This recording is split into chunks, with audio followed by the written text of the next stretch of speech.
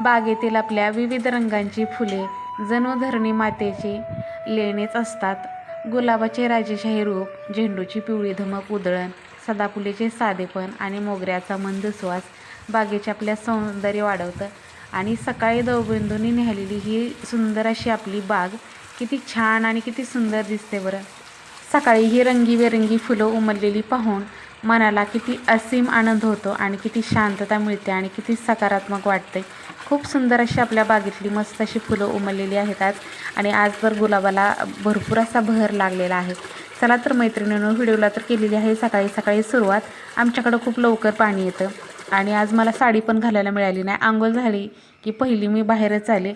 अक्षरशः आहे ना, पाणी आलं की खूप म्हणजे खूप गोंधळ उडतो, कारण त्यांची स्वामींची पूजा चालू असते. त्यामुळे मग मला पटकन आवरून आपलं पाणी भरायला यावं लागतं. पाणी म्हणजे सगळ्या झाडांना, जे जे कुंड्यामध्ये झाडं आहेत ना त्यांना पाणी द्यावं लागतं. त्याचबरोबर आपले जे सगळे जे वरचं पाणी खालचं पाणी हे सगळं टाक्या भरून घ्याव्या लागतात. त्यामुळे मला आहे ना, पाणी आलं की 1 तासभर तर काही उमजत नाही.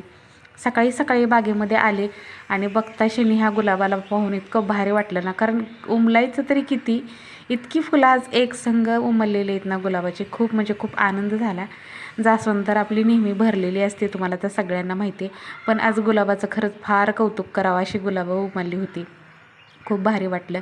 आणि मस्त असा सूर्याचा आपल्या किरणं आहेत ना बरोबर मोबाईलमध्ये कॅमेऱ्यामध्ये कैद झाली. सकाळी सकाळी सूर्य उगवला आणि त्याचबरोबर इकडे आमची पाण्याची घाई चालू झाली होती. सकाळी सकाळी माझा एक नियम आहे की आंघोळ मात्र सूर्य उगवायच्या अगोदर व्हावी. काही असो, पण सूर्याची किरणं बाहेर यायच्या अगोदर आपली आंघोळ व्हायला पाहिजे. प्रत्येक स्त्रीने जर हा नियम पाळला ना तर आयुष्यामध्ये ती सक्सेसफुली होणारच होणार. कधीही प्रत्येक स्त्रीने ना सूर्य उगवायच्या अगोदरच आंघोळ करावी, कारण सूर्याचं दर्शन आपलं आंघोळ झाल्यानंतर घडावं असं म्हणतात पूर्वीपासूनचे. तर आज तुम्हाला बागेचं कौतुक करायला मी बागेमध्ये थांबले. म्हटलं चला इकडं पाणी भरायला मोटर लावले, तोपर्यंत इकडे सगळ्या झाडांचं निरीक्षण करून घेते. आपला पानवेल आहे ना पूर्ण उन्हाळ्यात जळाला होता, आता तो पण छान फुटला आहे. आणि आपला पेरूचा बघू शकताय कलरसुद्धा किती बदललेला आहे. आता थोड्या दिवसात हा पेरू आपल्याला खायला मिळेल सुद्धा, बागेतलं आपल्या पहिलं फळ. हाय हॅलो नमस्कार सर्वांना, श्री स्वामी समर्थ. तर आज पाणी आलं होतं नळाला पाणी आलं की खूप घाई गडबड होते. आंघोळ झाली की पहिले ते पाण्याकडेच गेले, सगळी भांडी वगैरे भरून ठेवली, कपडे धुवायला वगैरे, वरती टाक्या भरून ठेवल्या. मोटर लावलं की पाईप धरावा लागतो, कारण प्रेशरनं पाईप सटकतो आणि त्यामुळे मग एक जण त्या पाण्यालाच गुंततं माणूस. तर सकाळी आज 6ला उठले होते, आंघोळ झाली, पहिलं पाण्याला गेले, झाड लोटलं वगैरे झालं. 7ला पाणी येतं आमच्याकडे, पावणे 7ला वगैरे. आंघोळ झाली की पहिलं पाण्याकडेच गेले. तोपर्यंत त्यांनी थोडंफार भरून ठेवलं होतं, म्हणजे मोटर लावली होती, वरचं पाणी भरलं होतं. तर असं काही सकाळची गडबड घाई असते आणि पाणी यायच्या दिवशी तर जास्तच असते. जास्वंदाचे हो मोठं घ्यायला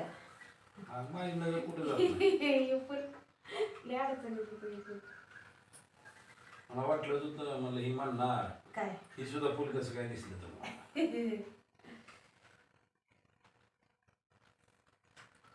म्हणलं पाहिल्यानंतरच तिला दिसेल म्हणलं की यांना दिसले. आता हा विषय गमतीचा चालू होता, कारण फुलांविषयी चालू होता. बागेत एक छान असं सुंदर जास्वंदाचं फुल आहे ना, गुच्छाचं जास्वंद, त्याला कधीतरीच फुल येतं, आठवड्यात एखाद्या दिवशी दुसऱ्या दिवशी असं फुल येतं.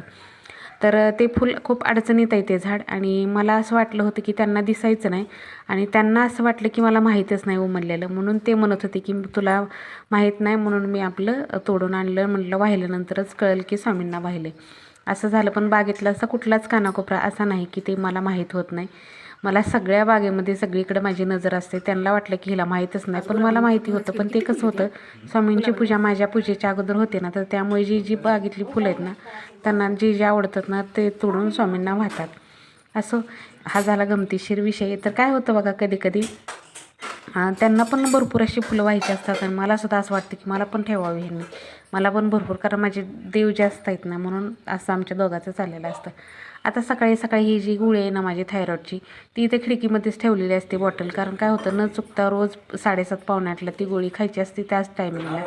तर आता बघू, आणखीन एकदा चेक करून बघते कमी झाले का बघते. थायरॉईड वाढलेला असल्यावर गोळी कंपल्सरी खावीच लागते रोजच्या रोज. तसं तर मला गोळ्या खायला अजिबात आवडत नाही, आणि ती आमुषापोटी खायची असते, म्हणजे काही न घेता खायची असते. असं इकडे दूध ठेवलं होतं तापायला, दूध घ्यायसाठी, आणि दूध आणायला हे चालले होते गावाकडे. तर त्यांना मी असं गमतीशीर म्हणत होते की गाडी चांगली पुसा माझी. तर आहे ना, आपल्या गाडीमध्ये पेट्रोल नसलं ना तर आपली गाडी आवर्जून नवऱ्याला द्यायची, म्हणजे आपली गाडी पेट्रोल फुल भरून येते बरं का. तर माझ्या गाडीतलं पेट्रोल संपलेलं होतं आणि त्यांनी गेली गाडी घेऊन. त्यांनी गाडी घेऊन जायचं काही कारण होतं, कारण त्यांची जी गाडी आहे ना स्प्लेंडर, ती पंक्चर झाली होती. त्यामुळे ते आज माझी गाडी घेऊन गेले होते आणि माझी गाडी अख्खी रिकामी होती, पेट्रोल अजिबात नव्हतं. त्यांनी ते बघितलं आणि त्यांनी भरपूर असं म्हणजे फुल गाडी करून आणली पेट्रोलला. तर हा एक फायदा होतो बरं का, आपल्या गाडीत ज्यावेळेस पेट्रोल नसेल आणि नवऱ्याने गाडी घेऊन गेली तर गाडी आहे ना फुल भरून येते बरं का. आता आमच्यात तसं ह्यांनाच कुठल्याच गोष्टी सांगायला लागत नाहीत. ते मनानेच माझ्या गाडीमध्ये नेहमी, माझ्याच काय पोरांच्यासुद्धा गाड्यांमध्ये ते पेट्रोल नेहली गाडी की फुल भरून आणतात. चला तर व्हिडिओ कंटिन्यू करा आणि आवडला तर लाईक करा, शेअर करा आणि हाईप पण द्यायला अजिबात विसरू नका. आणि हो बरं का, आपल्या बागेत आहे ना आज इतकी भरपूर अशी फुलं आलेत ना, भरपूर म्हणजे खूप. ते पिंक कलरचा, बेबी पिंक कलरचा गुलाब आहे ना, इतकी छान त्याला गुलाब आलेत ना मस्त. आता मी बागेमध्ये गेले होते ना तर पाणी भरण्यासाठी सकाळी सकाळी पहिल्या स्टार्टिंगला ज्यावेळेस मी झाड लोट करते, म्हणजे झाडून काढायला गेले होते ना, बागेतलं पण झाडून काढत असते, फरशी आहे तिथं. तर झाडून काढताना लक्ष गेले की बापरे, इतकी छान छान मस्त गुलाबाची फुलं पाहून इतका आनंद झाला ना. तर आता ह्यांनी काही स्वामींना 2-3 आणल्यात आणि बाकीची जास्वंदाची आणल्यात. तर चला, नंतर मी आता देवपूजा करून घ्यायला लागली. मी माझं पण दूध वगैरे पिऊन झाले, आता देवपूजा करून घेते आणि त्यानंतर परत फुलं तोडायला जाते. त्यानंतर तुमच्याशी शेअर करते. इतकी आज भरपूर अशी फुलं आणि बघा अशी बागेमध्ये भरपूर अशी फुलं उमलली ना, किती आनंद होतो बरं. चला तर कंटिन्यू करा. श्री स्वामी समर्थ. इकडे ते गेलेत तोपर्यंत म्हटलं चला लवकर तुळशीची पूजा आणि देवपूजा उरकून घ्यावी, कारण काय होतं परत स्वयंपाक करायचा असतो. ते येईपर्यंत माझी ही कामं होऊन जातात. दारातली रांगोळी, तुळशीची पूजा आणि देवपूजा. तर ही 2-3 कामं जी आहेत ना ती पटापटा होऊन जातात. त्याच्याबरोबर मी कणिक पण मळून ठेवलेली असते. पीठ भिजले की चपात्या चांगल्या होतात, त्यामुळे आंघोळ झाली की पहिली कणिक मळून घेते. बाकीच्या इकडच्या तिकडच्या कामामध्ये भाजीची तयारी पण करून घेते. आदनं हे सगळं चालूच असतं माझं, म्हणजे एकीकडं स्वयंपाक पण निमार्दा होत राहतो आणि एकीकडं माझी ही कामं पण होत राहतात. तर भाजी शिजायला टाकायची. आता मी मटकीची भाजी टाकली आणि त्यानंतर आली आपली तुळशीची पूजा करायला. आता मटकी वाफेपर्यंत आहे ना तुळशीची पूजा आणि दारामधली 5 मिनिटात होणारी रांगोळी होते. तर इकडे आज मी मस्त अशी स्वस्तिकची रांगोळी, ज्यावेळेस आपल्याला खूप टाईम असेल ना तर त्यावेळेस रांगोळ्या सुचतात बरं का, आणि ज्या दिवशी गडबड असेल ना तर त्या दिवशी खरंच रांगोळी कुठली काढावी सुचत नाही. तर आज मस्त अशी छोटीशी स्वस्तिकची रांगोळी काढली. खरं तर ह्यात ना खूप प्रकार आहेत रांगोळ्यांचे, पण ते पटकन आठवत नाहीत आणि सुचत नाहीत कुठली काढू म्हणून. आता ह्या पहिल्या पूर्वीच्याच रांगोळ्या आहेत. स्वस्तिक म्हणा, ह्याच्यातनं आणखीन 3 लाईन ओढून पण ही खूप सुंदर दिसते बरं का रांगोळी. मी पाठीमागं काढली होती एकदा. तर असं छान अशी घाई गडबडीमध्ये मस्त अशी रांगोळी काढून झाली. तुळशीपुढे पण एडीवाकडे आज रांगोळी काढली. तुळशीपुढे अगदी छोटीशी काढत असते. आणि बघू शकता आपल्या तुळशी इतक्या मस्त भरलेल्या आहेत ना खालच्या हिरव्यागार. आता जसा जसा पाऊस चालू झाला ना तसं त्या तुळशी आणखीन कलर चेंज झाला आणि मस्त अशी भरपूर अशी भरगच्च झाली. कुंडीतली तुळस काय वाढत नाही आणि आपलं त्या तुळशी वृंदावनातली तुळस काय वाढत नाही. तुळशी वृंदावन दगडी घेईल ना तर त्यावेळेस त्याची कुंडी आहे ना खूप मोठी घेईल बघूनच.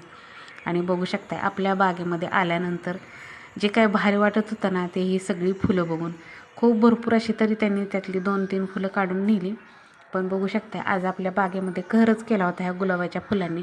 भरपूर अशी फुलं उमलली होती. आता मी देवपूजा वगैरे करून घेतली होती आणि आले बागेमध्ये फुलं तोडायला. आता मी सुद्धा कधी बी फुलं झाडांना किती बी येऊ द्या पण मी सगळी तोडत नसते. 1-2 फुलं शिल्लक झाडांना ठेवत असते. अख्खंच झाड रिकामं कधी करायचं नसतं. कुठली पण फुलं असते 1-2 फुलं झाडांना ठेवायची आवर्जून. आता आपल्या बागेमध्ये भरपूर अशी खूप ताटभरगच्च अशी फुलं येतात. ती सगळी फुलं आणून देवांना वाहत असते.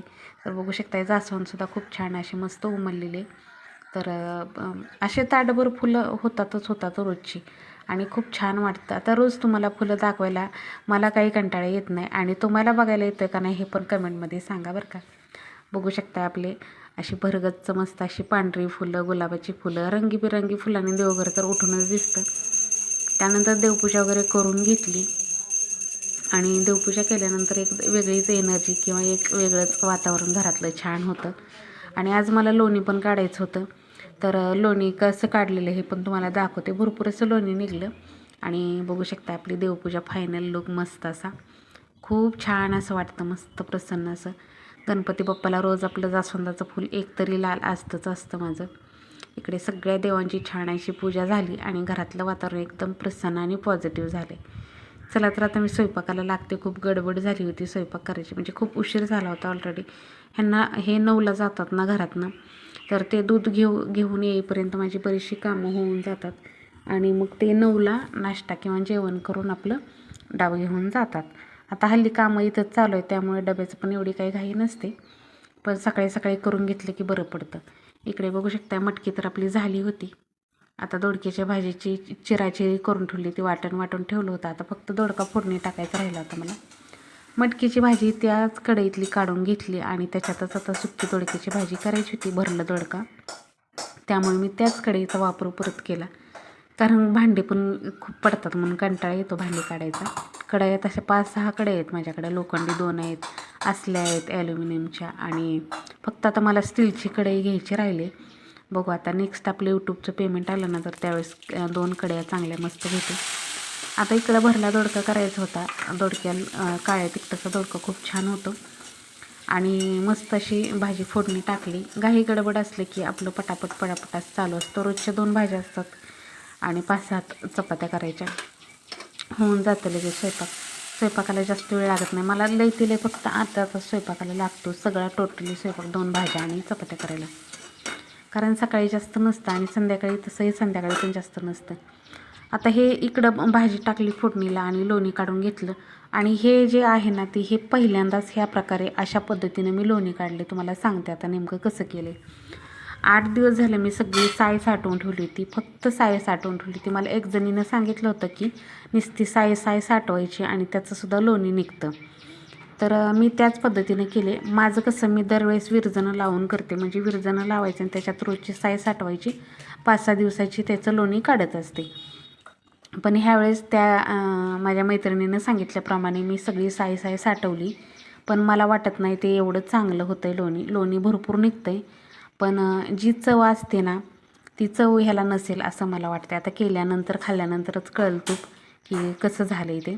आणि काय होतं बघा, अशा जर पद्धतीने नुसती साय साठवून लोणी काढलं आपण, तर आपल्याला ताक प्यायला मिळत नाही, कारण ते जे राहिलेलं आहे ना, ते खूप कडू लागतं. त्याच्यात विरजणं नाही तर ते आंबट होणार कसं.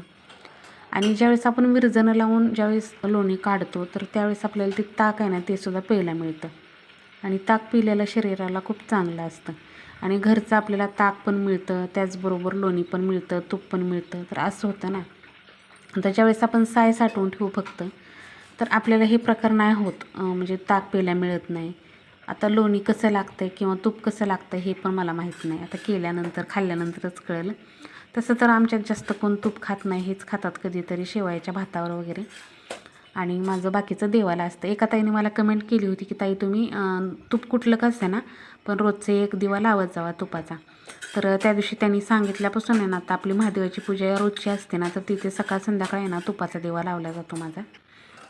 तर पाहिला नसेल तर नक्की पाहताय तुम्ही. देवघरामध्ये 2 दिवे लावलेले आहेत, एक तेलाचा आणि एक तुपाचा. आता तूप तर छान असं कडून झालं होतं. त्यानंतर घरातली कामं, तर लगेच मग माझं घरातलं त्यांचं आवरून दिलं, त्यांचा डबा वगैरे दिला आणि मग मी माझ्या लागले कामाला. फरशा वगैरे तर माझ्या सकाळी पुसलेल्या असतात, सगळ्यांना माहिती आहे. फरशी माझी आहे ना, आंघोळ झाली की फरशी वगैरे पुसून मग मी देवपूजा करत असते. त्यामुळे घरातल्या सगळ्या टोटली फरशा वगैरे माझ्या पुसलेल्या असतात. भांडेसुद्धा घासून झालेत आणि लगेच लघुहात कपडे धुवून घेतले. आणि ही इथं खूप घाण झालं होतं, कारण इथं मुरुम टाकल्यापासून माझ्याच चप्पलचे पाय, इकडे कोण येत नाही, माझेच चप्पलचे पाय किंवा कुत्रे येऊन बसतात दुपारची इकडं बागेमध्ये. तर ते थोडंसं आपलं कपडे धुवून घेतलं की थोडं निरम्याचं पाणी टाकून थोडंसं घासलं की मग छान निघतं आणि स्वच्छ. कधी असं आठवड्यातनं 1-2 वेळा होऊन जातं हे साफसफाई, स्वच्छता. तसे तर रोजचे कपडे धुतलेलं पाणी मी इथंच होते, त्यामुळे निघतं ते. पण एखाद्या दिवशी असं ब्रश किंवा असं खराट्याने थोडं फिरवलं की चांगलं निघतं. कसं झाडांची पण माती आपल्या ह्या आता जी कुंड्यामध्ये ते पिशवीमध्ये झाडं आहेत ना, ते लावलेले नाहीत ना, पण त्याला पाणी घातलं की त्याचं पण खाली लाल माती आहे ना सगळी त्याच्यातली खाली पडते. त्यामुळे हे सगळं साफसफाई स्वच्छता धुवून घेतलं. चला तर मैत्रिणींनो, असा होता आजचा व्हिडिओ. तुम्हाला कसा वाटला कमेंट करून सांगा. आवडला तर लाईक करा, शेअर करा आणि हाईप पॉईंट द्यायला अजिबात विसरू नका. चला तर भेटूया उद्याच्या व्हिडिओमध्ये. तोपर्यंत सर्वांना श्री स्वामी समर्थ.